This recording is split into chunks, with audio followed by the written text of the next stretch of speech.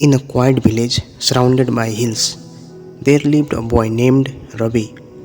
He was kind, curious, and full of dreams. Ravi loved watching others do amazing things, playing football, speaking in school programs, and solving difficult math problems. Deep inside, Ravi wanted to do those things too, but every time he thought about trying, fear stopped him. What if I fail? Ravi would think. What if everyone laughs at me? What if I am not talented enough? Because of these thoughts, Ravi always stayed in the background. He watched others shine while he remained silent. One day, Ravi's school announced a speech competition. The winner would represent the school in a district event. Ravi wanted to join. He had many ideas and stories in his heart, but fear whispered to him again, "You are not good enough." So he decided not to register. That evening, his grandfather noticed he was upset. "What is troubling you, Ravi?" he asked. Ravi shared everything. His grandfather listened carefully and then said, "Do you know how I learned to ride a bicycle?" Ravi shook his head. "I fell many times," his grandfather said with a smile. "My knees were hot and I was embarrassed, but I kept trying.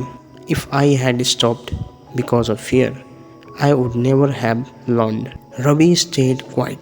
Then his grandfather said, "Fear will always be there, but if you let it control you, you will never know what you are capable of." Those words stayed in Ravi's mind all night. The next morning, he went to school and registered for the competition.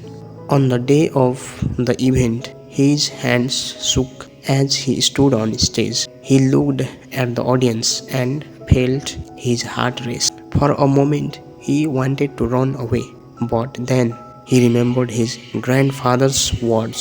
He took a deep breath and began. At first, his voice was soft, but as he continued, his confidence grew. He spoke from his heart.